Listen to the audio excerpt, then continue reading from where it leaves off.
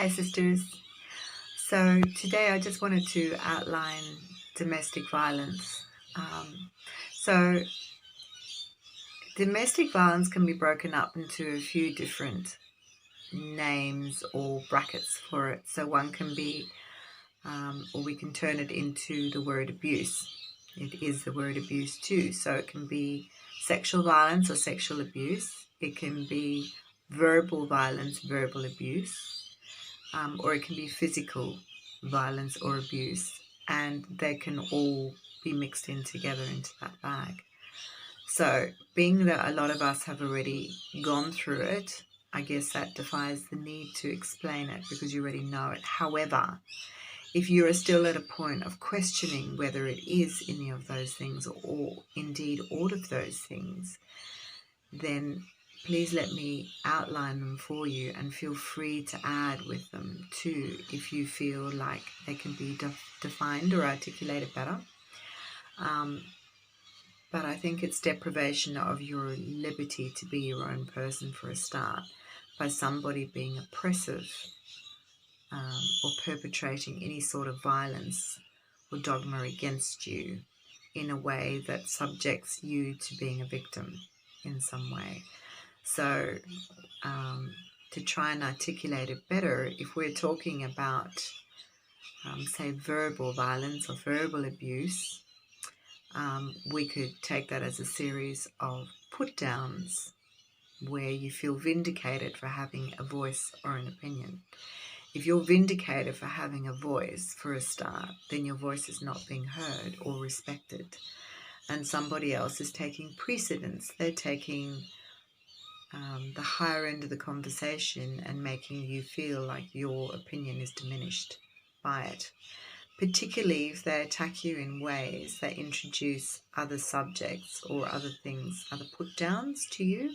So verbal abuse can be put-downs that include things like you're not good enough, making comparisons, making wild and rampant comparisons with you and somebody else that you may already feel insecure or in competition with,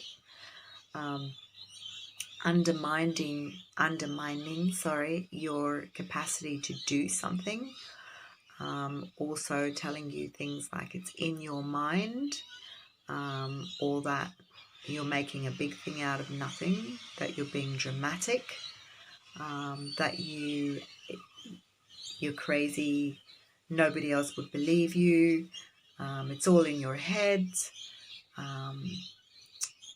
you would know, nobody else thinks like you. So it's like isolating you from other people to make you feel like you're the only one that's thinking those things. And even if you were to raise it with somebody else to compare to see whether it was in your head, that they would just think that you're nuts because you are nuts, and because your opinion is worth nothing, and that they're the ones that are empowered because they are in the know. So they continually tell you that basically your opinion next to theirs is nothing. So that's one way to articulate it. Another way is if they are berating you for what you wear or how you wear it or how you look or what you've said, if they're making you feel like you are somebody else other than who you're choosing to be. So an example could be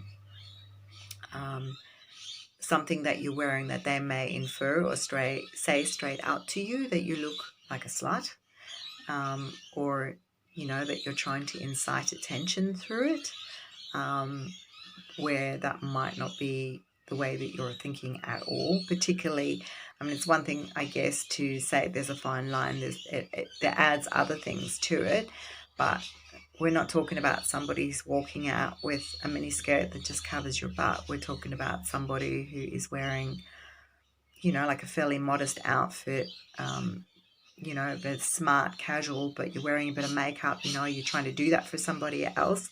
Well, yeah, or what's going on? Are they suggesting that you're having affairs where you've never even contemplated one?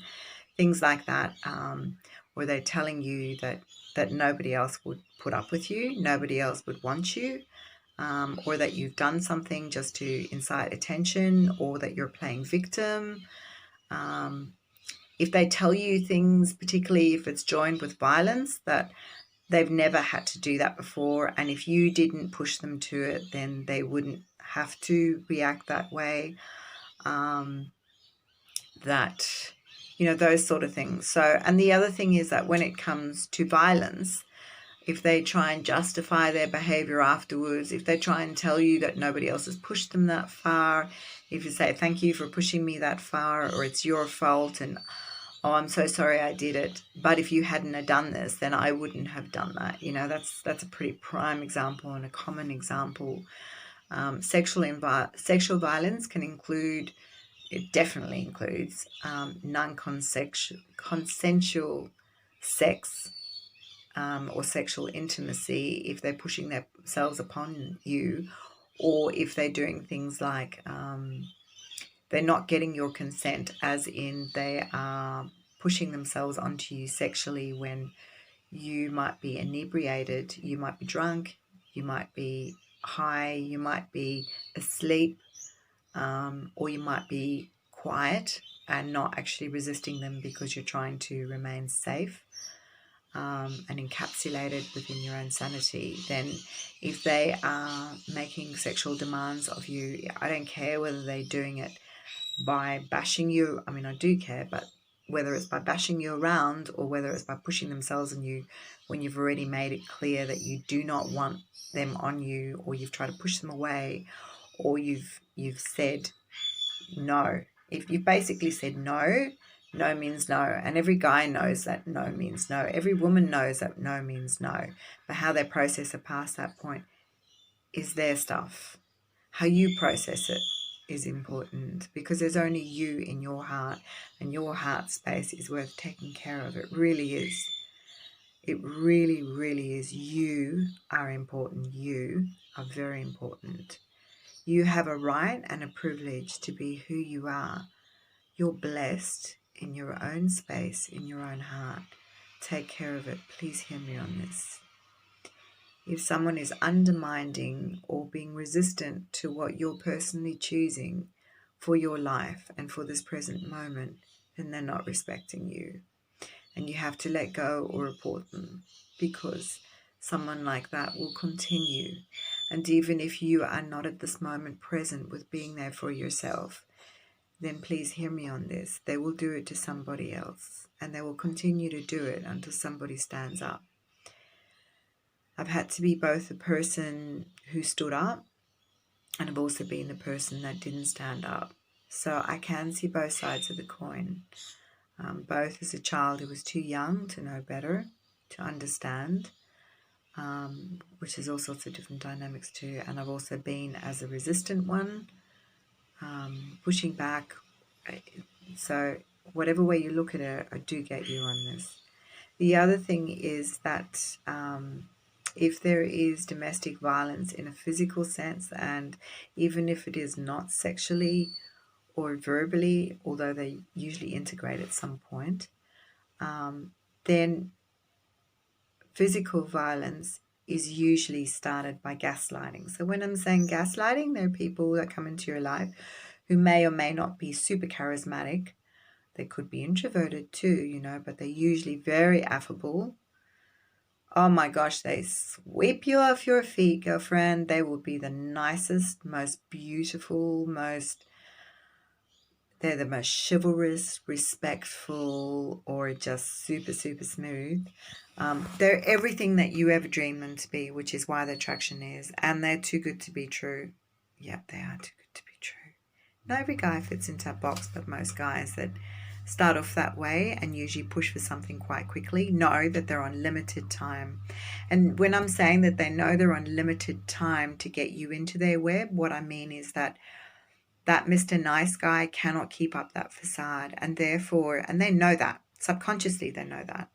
It's not like they sit there and think, oh, I'm going to find out how not to be an asshole. That's not what happens. When they meet you, they really genuinely feel like this is the one, and she will be able to bring out the best in me. All that things that happened before, anytime that I ever hurt a chick in one way or another, I don't have to ever do that again because I've met my match and she's perfect and I'll put her up on the pedestal and she is my queen. You are my queen. You are my goddess. You are my everything. I want to get married. I want to spend the rest of my life with you. I can leave everything for you. I can do everything for you. Oh my gosh, you just make the best meal. You look the best. We have the most intimate time and everything is just perfect. Yeah, what happens? You get knocked off that pedestal and you didn't even see it coming. Bang, there's a punch, And the reason why it happens like this is because their expectations of you are so high because they don't have those expectations of themselves. They don't have this need to change. They don't have to address this anger management because they see you as a fix-it.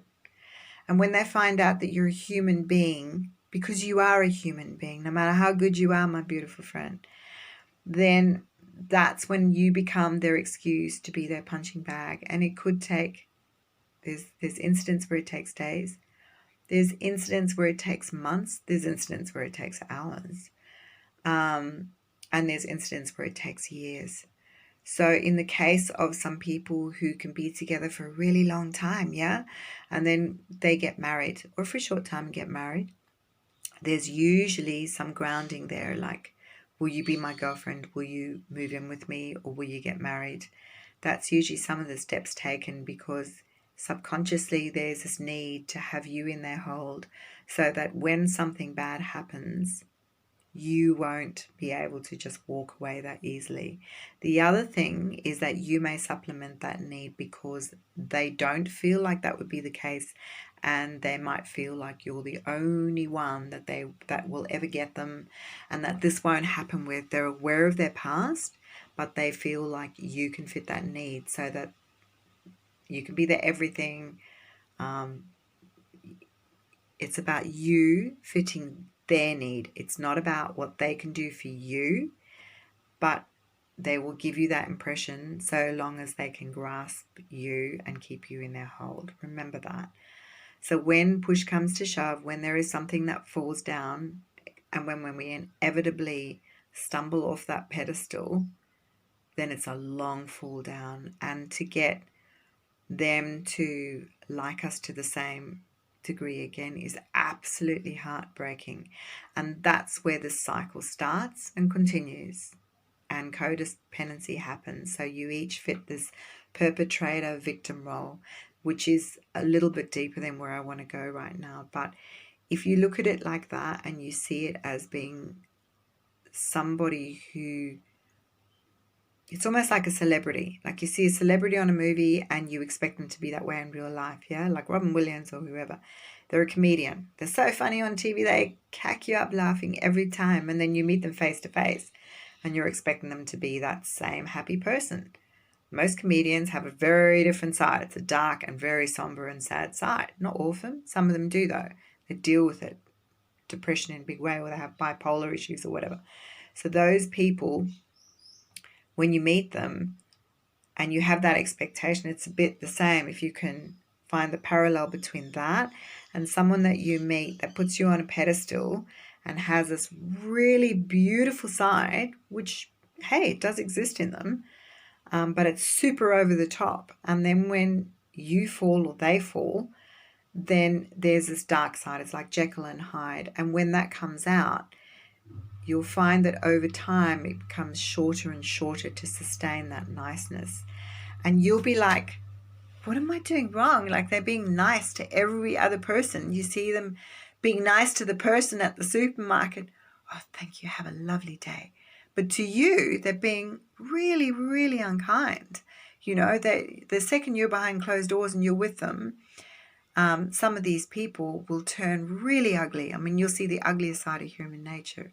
And then there's also the sort of people who'll be super nice, but they'll be dual. It'll be one extreme or the other.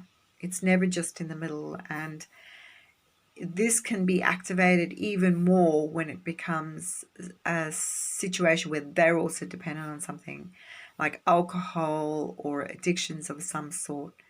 or anything that feeds their testosterone, like exercise, like, especially if they're taking hormones. So just be aware of those things. The certain flags that we can come up when we initially meet them are as follows. If they have exes that were always in the fault, always at fault. So ask them about their exes. There's no reason. They don't need to, be jiggy with that in their past. But say they might have a codependency relationship with their ex. So when they're in a codependency relationship, what that means is that they have a barely functional relationship in the situation.